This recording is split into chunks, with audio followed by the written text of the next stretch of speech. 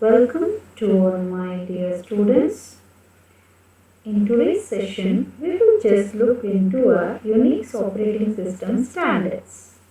Okay, so in this session, we will be knowing what do you mean by this standards and what are the standards which is given for your Unix operating system. Before that, we will have a glance of the previous session, that is features of Unix. So we just discussed about the features of Unix, advantages and the disadvantages of the Unix operating system. So moving on to the today's session, first and foremost, standards also steer the evolution of the Unix system. First, actually, the features are developed for a particular variety of Unix, and then sometimes these features becomes a part of a standard process. So, first features ನಮ್ಮ Unix operating ಸಿಸ್ಟಮಿಗೆ develop ಮಾಡ್ತಾ ಸುಮಾರು ಫೀಚರ್ಸ್ಗಳು develop ಆಯಿತು. ಅದಾದಮೇಲೆ ಈ ಒಂದು ಫೀಚರ್ಸೇ standard ಪ್ರೋಸೆಸ್ಗೆ useful ಆಗಿತ್ತು. Once feature is standardised, so different versions of Unix includes the complaint version of this feature. So here Unix fragmentation and the absence of single conforming standard adversely affected the development of portable applications. So portable applications development ಗೆ ತುಂಬ ಹೊಡೆತ ಬಿತ್ತು. ಯಾಕೆ ಅಂದರೆ ಇಲ್ಲಿ ನಾವು portability ಅನ್ನೋದನ್ನು achieve ಮಾಡಬೇಕು ಅಂತಂದರೆ ಫಸ್ಟ್ ನಮಗೆ ಬೇಕಾಗಿದ್ದು ಆ ಫೀಚರ್, ಪೋರ್ಟಬಿಲಿಟಿ ಫೀಚರ್ ಅನ್ನೋದು ಸಿಗಬೇಕಿತ್ತು. Because of the Unix fragmentation ಮತ್ತು ಅದರದ್ದು absence of a single conforming standards which was affecting your portable applications. To solve these problems, various standards have been developed. ಆ ಪೋರ್ಟಬಿಲಿಟಿ ಅನ್ನೋದನ್ನು achieve ಮಾಡೋ ಸಲುವಾಗೇ ಬೇಕಾದಷ್ಟು ಸ್ಟ್ಯಾಂಡರ್ಡ್ಸ್ಗಳನ್ನ develop ಮಾಡೋಕ್ಕೆ start ಆಯಿತು. So these standards define the characteristics of a system. So characteristicsನ ತೋರಿಸ್ಕೊಡುತ್ತೆ ಈ ಒಂದು ಸ್ಟ್ಯಾಂಡರ್ಡ್ಸ್ಗಳು. So have to application can build to work on any system conforming to the standards. So ಯಾವುದೇ ಒಂದು ನೀವು ಪದಾರ್ಥ ತಗೊಳ್ಳಿ ಅಥವಾ ಯಾವುದೇ ಒಂದು ಸಿಸ್ಟಮ್ ಆಗಲಿ ಅಥವಾ ಯಾವುದೇ ಒಂದು ಐಟಮ್ ಆಗಲಿ ಅದಕ್ಕೆ ಸ್ಟ್ಯಾಂಡರ್ಡ್ಸ್ ಅನ್ನೋದನ್ನು ಸೆಟ್ ಮಾಡಿರ್ತಾರೆ. So based on the standards itself the further manufacturing will go on. Same way Unix operating systems always ಸಾಫ್ಟ್ವೇರಿಗೆ ಒಂದು ಸ್ಟ್ಯಾಂಡರ್ಡ್ಸ್ ಅಂತ ಸೆಟ್ ಮಾಡಿರ್ತಾರೆ. ಆ ಸ್ಟ್ಯಾಂಡರ್ಡ್ಸ್ನ ಮೀಟ್ ಮಾಡಿದ್ರೆ ಮಾತ್ರ ಈ ಒಂದು ಯುನಿಕ್ಸ್ ಆಪರೇಟಿಂಗ್ ಸಿಸ್ಟಮ್ನ ನಾವು ವರ್ಕ್ಔಟ್ ಮಾಡ್ಬೋದು. ಸೊ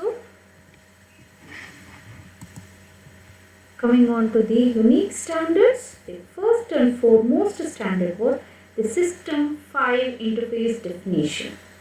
So SVID ಅಂತ ಹೇಳ್ತೀವಿ. So the system 5 interface definition, ಈ ಒಂದು ಯುನಿಕ್ಸ್ ಸಿಸ್ಟಮಿಗೆ 5 ಅಂತ ಹೇಳ್ತೀವಲ್ಲ, ಆ ಒಂದು ಸ್ಟ್ಯಾಂಡರ್ಡ್ ಇಂಡಸ್ಟ್ರಿನಲ್ಲಿ ಒಂದು ಸ್ಟಾರ್ಟ್ ಆಯಿತು. So other vendors needed to be able to test their versions of the Unix systems for conformance to this system 5 functionality. System 5 functionality ಕನ್ಫರ್ಮೆನ್ಸ್ಗೋಸ್ಕರ ಹೊರದಾಡ್ತಿತ್ತು. ಸೊ ಈ ಒಂದು ಸಿಸ್ಟಮ್ 5 ಫಂಕ್ಷನಾಲಿಟೀಸು ಯಾವಾಗ ಬಂತು ಅಂತಂದರೆ ಇನ್ 1983ನಲ್ಲಿ. In 1983 AT&T publish the system 5 interface definition SVID ಅನ್ನೋ ಒಂದು ಸ್ಟ್ಯಾಂಡರ್ಡ್ನ ರಿಲೀಸ್ ಮಾಡಿದ್ರು. The SVID specifies how an operating should behave for it to comply with the standard. ಆ ಸ್ಟ್ಯಾಂಡರ್ಡ್ ಮೀಟ್ ಆಗಬೇಕು ಅಂತಂದರೆ ನಿನ್ನ ಸಿಸ್ಟಮ್ ಆದ ಆಪರೇಟಿಂಗ್ ಸಿಸ್ಟಮ್ ಯಾವ ರೀತಿ ವರ್ಕ್ ಮಾಡಬೇಕು ಅಂತ full with specification ಕೊಟ್ಟಿತ್ತು. So developers could build the programs that are guaranteed to work on many machines running a SVID compliant versions of the Unix system.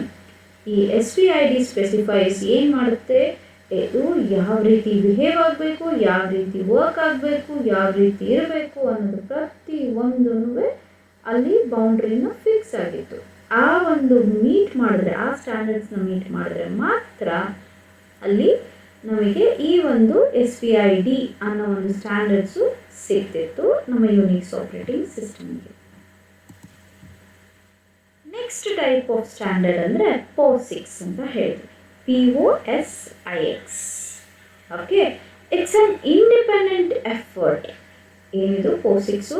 An independent effort to define a standard operating system environment, and this, in order to build this type of standard, they started the work in 1981 itself by the user group of an organization which is made up of Unix system users who wanted to ensure the portability of applications. So we discussed, because of its lack of portability itself, we wanted something to be developed. ಈ ಸ್ಟ್ಯಾಂಡರ್ಡ್ಸ್ಗಳದ್ದು evolution start ಆಗಿದೆ because in order to achieve portability of application in Unix operating system. They published a standard in 1984. Work ಎಲ್ಲ ಆದಮೇಲೆ they started to publish a standard in 1984. Because of the magnitude of the job, in 1985 the committee working on standards merged with the IEEE. IEEE ಅಂತ ಅಂದರೆ Institute of Electrical and Electronics Engineers.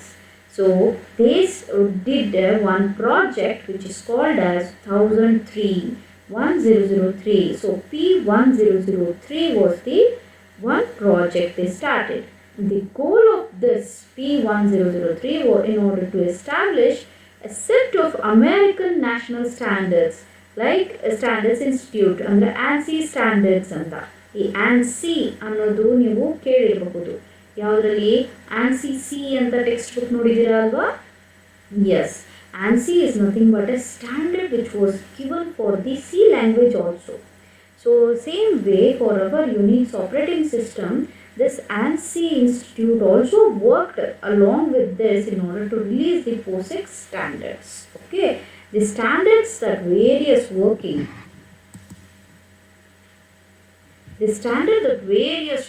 groups in P1003 was established or called the Portable Operating System Interface for Computer Environments.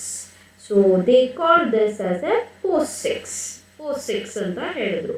P1003 ಅಂತ ಒಂದು environment create ಮಾಡಿದ್ರು. So that they called as a POSIX.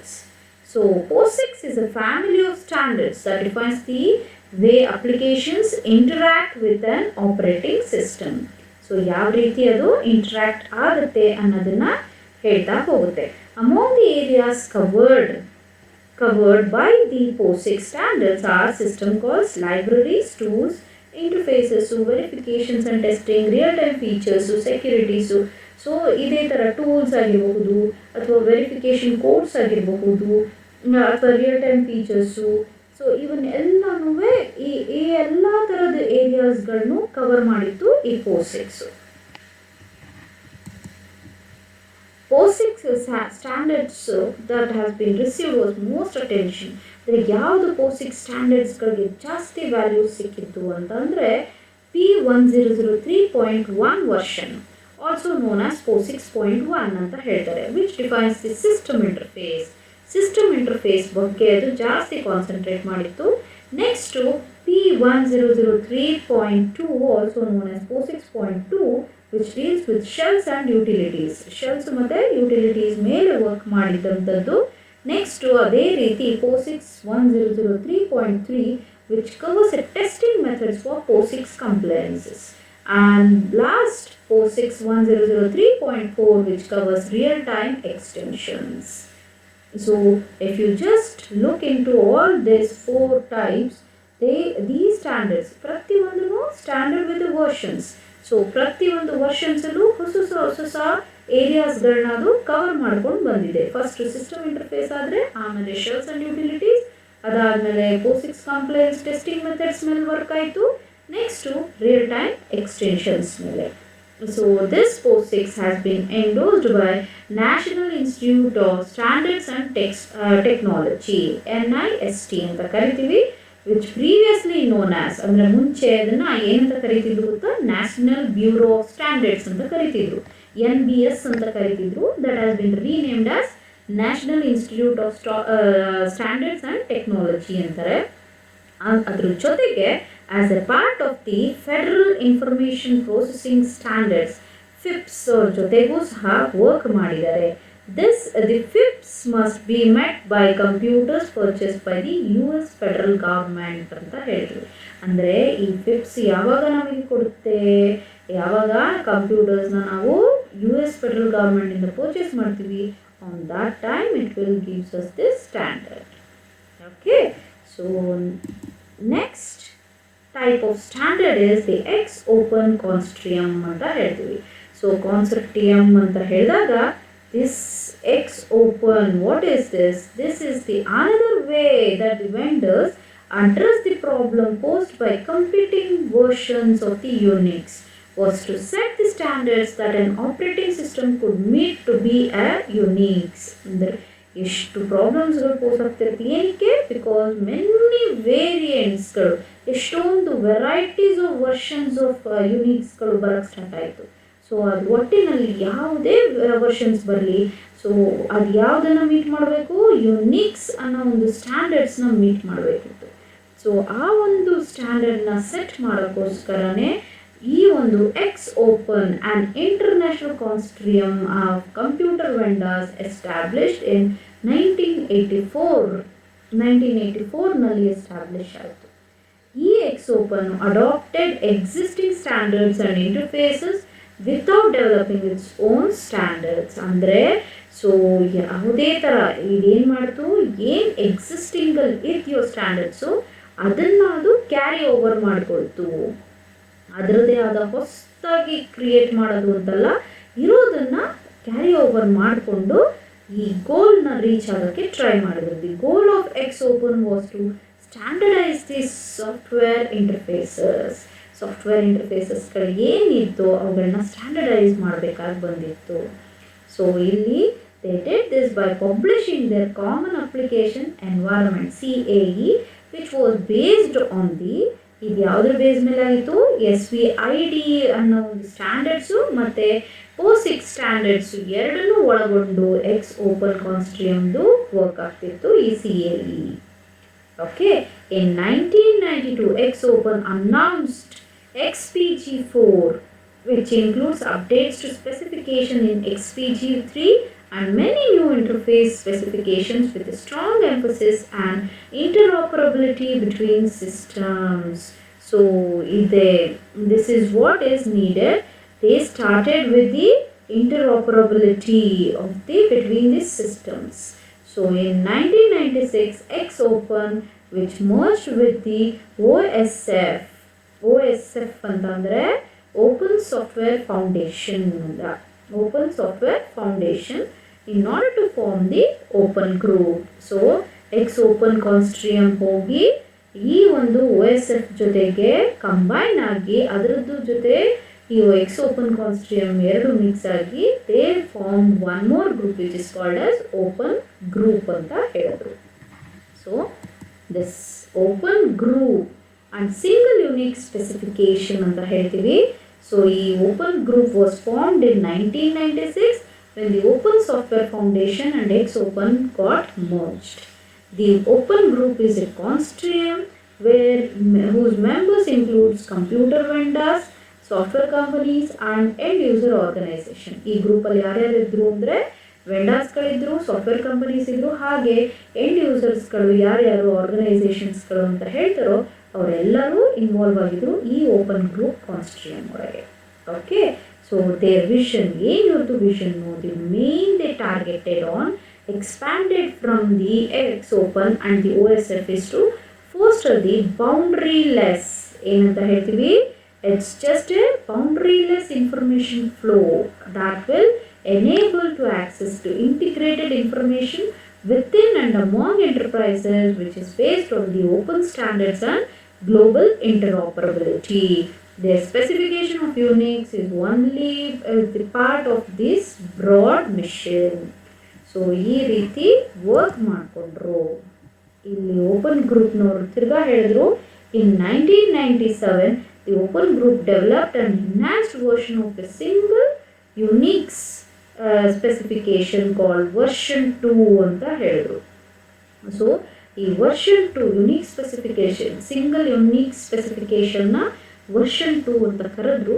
ಆ version 2ನಲ್ಲಿ ಏನು concentrate ಮಾಡ್ತಿದ್ರು ಅಂತಂದರೆ large file extensions permitting unique system to support files of arbitrary size of a particular relevance for database applications.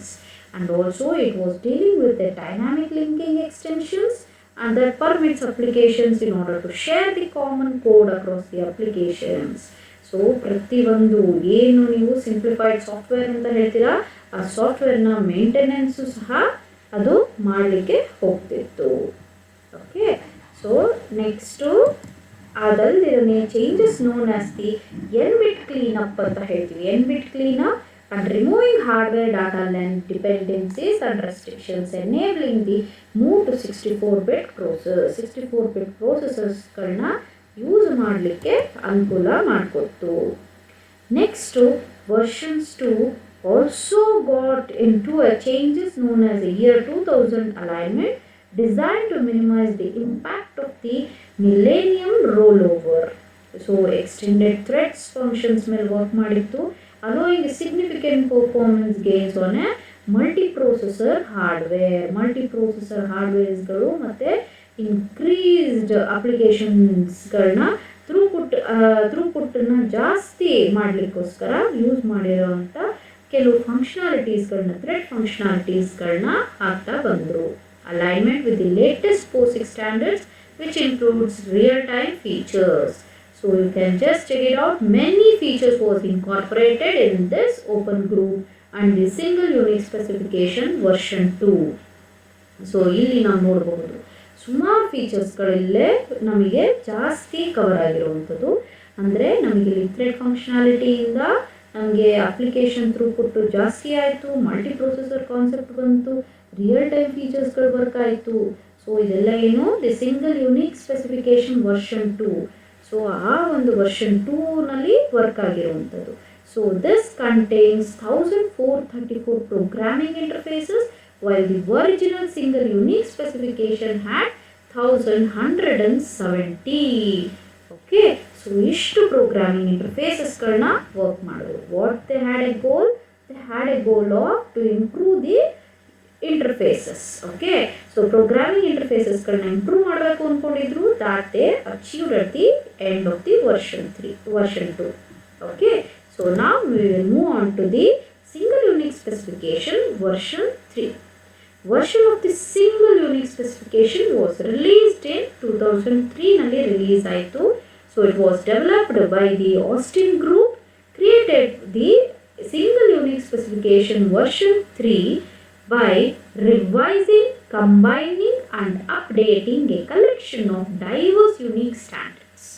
So ಏನು ಮಾಡಿದ್ದಾರೆ ಇಲ್ಲಿ version 3 ಅಂತ ಅಂದಾಗ ಆಬ್ವಿಯಸ್ಲಿ ಏನಿತ್ತು ಅದನ್ನು ರಿವೈಸ್ ಮಾಡಿದ್ದಾರೆ, ಕಂಬೈನ್ ಮಾಡಿದ್ದಾರೆ ಹಾಗೂ ಅಪ್ಡೇಟ್ ಮಾಡಿದ್ದಾರೆ with based of collection of diverse unique standards. Unix ಎಷ್ಟು ಸ್ಟ್ಯಾಂಡರ್ಡ್ಸ್ಗಳಿತ್ತು ಅದೆಲ್ಲನೂ ಕಲೆಕ್ಟಿವ್ಲಿ ತಗೊಂಡು ಅವರು ಒಂದು ಗ್ರೂಪ್ ಅಂತ ಮಾಡಿದ್ದಾರೆ.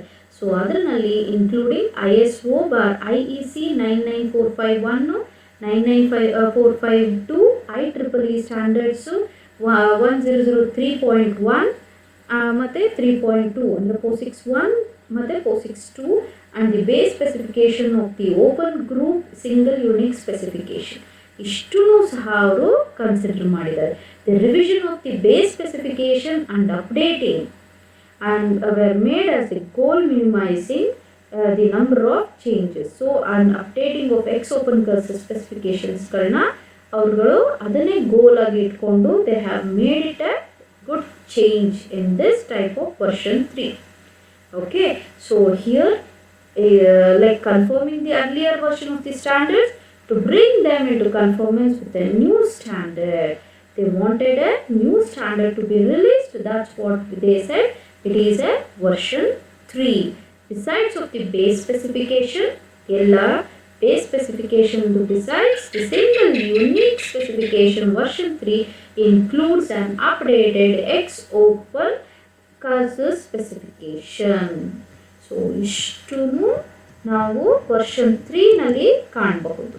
ಓಕೆ, ಸೊ ಈಗ we will come on to the summing up our class, that is ಏನೇನು ಕಲಿತು ಈ ಒಂದು ವಿಡಿಯೋದಲ್ಲಿ ಅಂತಂದರೆ ಸ್ಟ್ಯಾಂಡರ್ಡ್ಸ್ ಆಫ್ ಯುನೀಕ್ಸ್ ಬಗ್ಗೆ ತಿಳ್ಕೊಂಡು the system 5 interface definition one type of standard.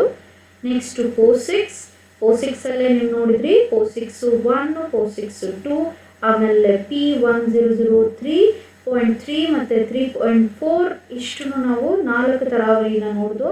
ಅದಾದಮೇಲೆ ಸಿಂಗಲ್ ಎಕ್ಸ್ ಓಪನ್ ಕಾನ್ಸ್ಟ್ರಿಯಮ್ ನೋಡ್ದು. ಅದ್ರ ಜೊತೆಗೆ open group and single unique ಸ್ಪೆಸಿಫಿಕೇಷನಲ್ಲಿ ವರ್ಷನ್ 2 ಹೇಗೆ ವರ್ಕ್ ಆಯಿತು ಹಾಗೆ ವರ್ಷನ್ 3 ಹೇಗೆ ವರ್ಕ್ ಆಯಿತು ಅನ್ನೋದನ್ನು ನಾವು ಈ ಒಂದು ಸೆಷನಲ್ಲಿ ನೋಡ್ದು. ಸೊ ಇವೆಲ್ಲ ಕಂಟೆಂಟ್ಸು ನಾನು ರೆಫರ್ ಮಾಡಿರುವಂಥ websites and text books. So please refer this one for your further information and thank you.